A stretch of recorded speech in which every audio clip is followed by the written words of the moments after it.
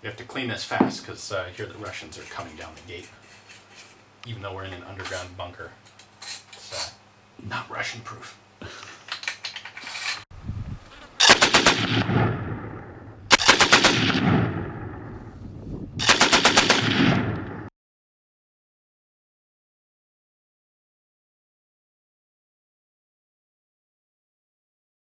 Hey guys, thanks for tuning in to another video episode on Forgotten Weapons.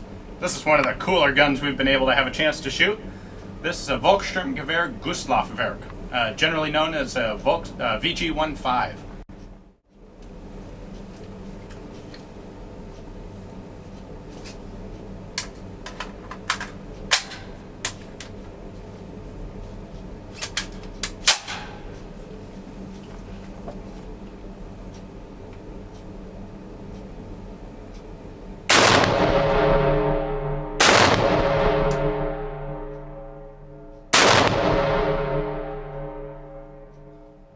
That's really not too bad. A lot of people say this has a really fierce recoil because of its action, but not really.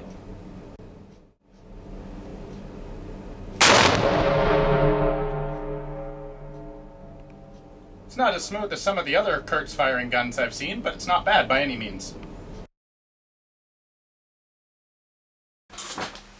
First of all, let's talk briefly about the operation. The VG1-5 is interesting in its design, in that it is basically a large blowback pistol. When you fire, this whole slide mechanism reciprocates. There's a spring up here, and in theory, it's a delayed blowback. You have inertia from the slide pushing back, but you also have, if you look up here at the muzzle, you can see a couple small holes in the barrel. The idea is gas comes out of these holes and into this tube, which causes pressure to build up in this tube and hold the slide assembly forward until the bullet has left the muzzle, pressure drops a bit, and then inertia runs this back. That's the theory.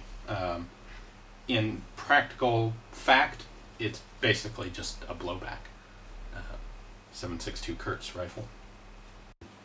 Alright, so a lot of people really badmouth this gun. They say it's thrown together junk. Well, we don't really think so. I wouldn't want this kind of mechanism with any cartridge larger than Kurz. But clearly this particular one has lasted about 70 years and it's still firing just great. There isn't as much side blast from it as people say there is.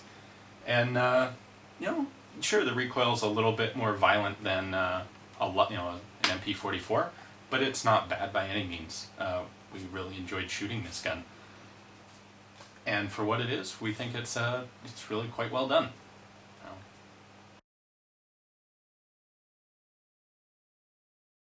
So we mentioned that there's a lot of side blast coming out the back end of this gun. Well, that's the common notion. But as you can see from the video, there really isn't. There's certainly some, but not any worse than, say, an MP44.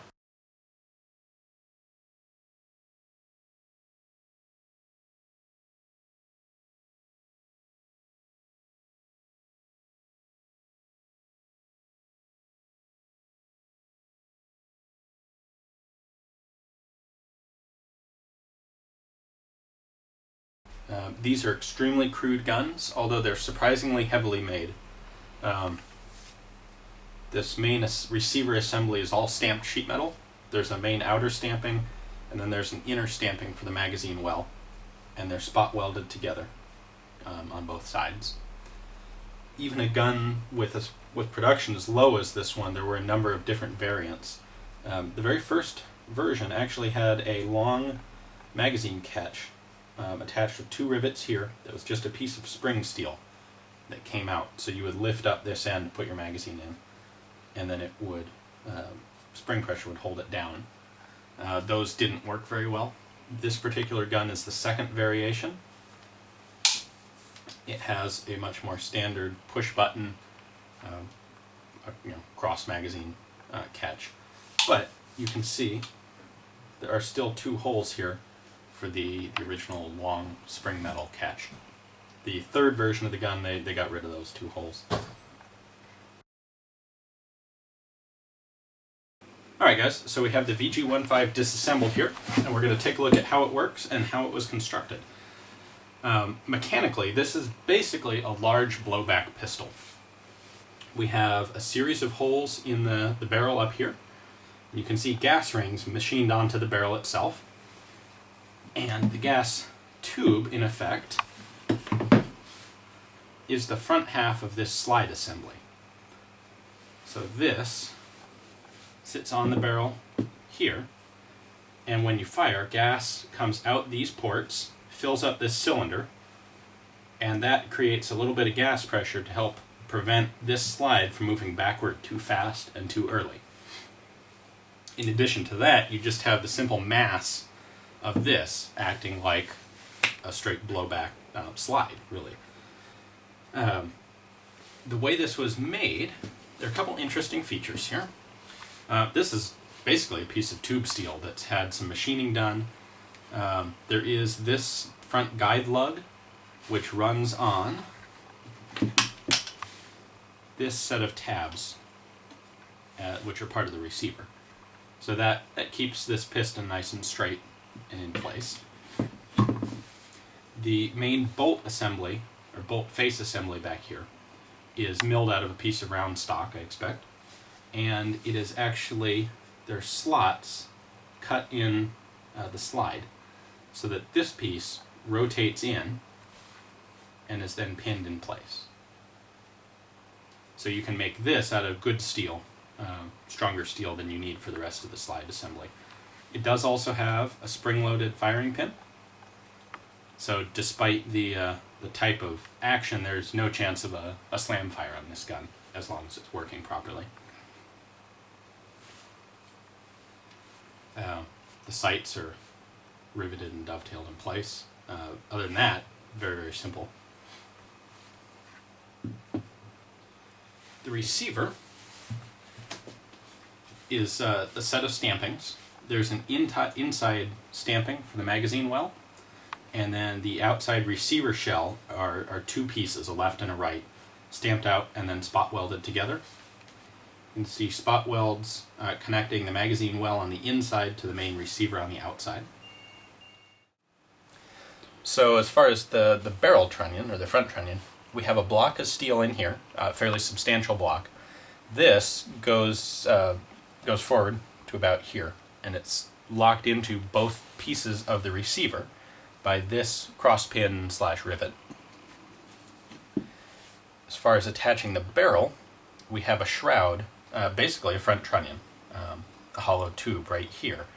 The barrel comes in from the back, it's run up to this shoulder, and then pinned in place. You can just barely see it right here. So the barrel is pressed and pinned in place. Pretty typical, standard way to mount that. We should also note the wood, the front stock and the rear stock, are permanently riveted in place. There's no way to remove these. Now,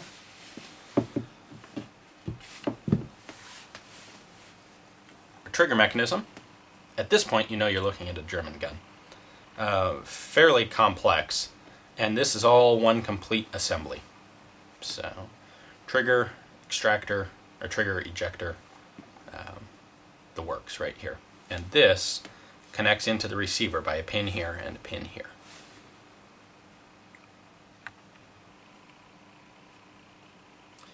Alright. We of course have the mainspring. When the gun is reassembled, the mainspring sits back behind the gas piston, so it's not exposed to the gas.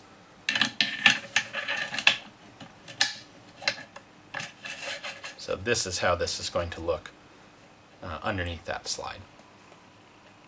So that prevents the spring from being exposed to the propellant gas from the cartridges, which means it's much more likely to maintain a service life.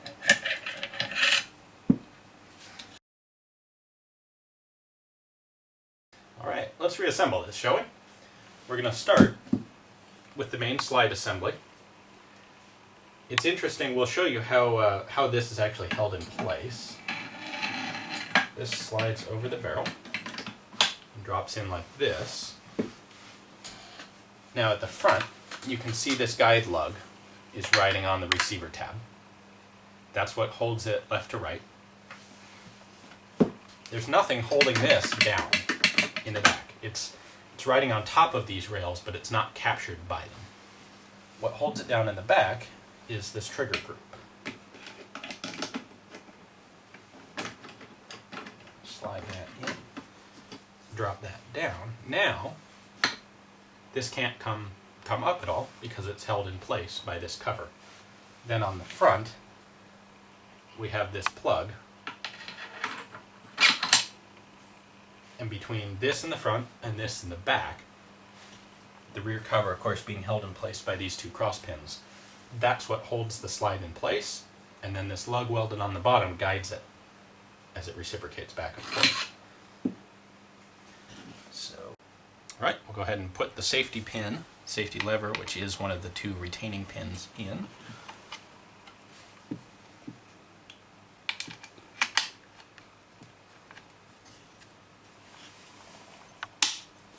There we go. And then our front cross pin.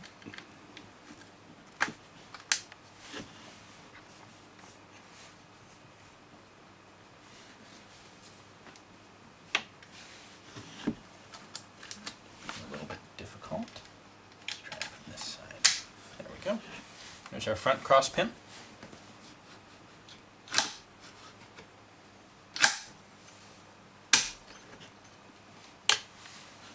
Okay. Now, we're still wobbly at the front. We'll put in the recoil spring. Make sure it drops all the way down around those gas rings. And then, our front guide. This goes in and rotates 90 degrees, and it is held in place by that little spring.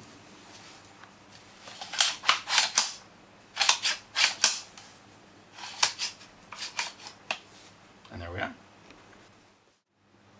So thanks for watching, guys. I hope you enjoyed. Hope you learned something. We would like to express our deepest gratitude to the owner of this gun for letting us shoot it and disassemble it.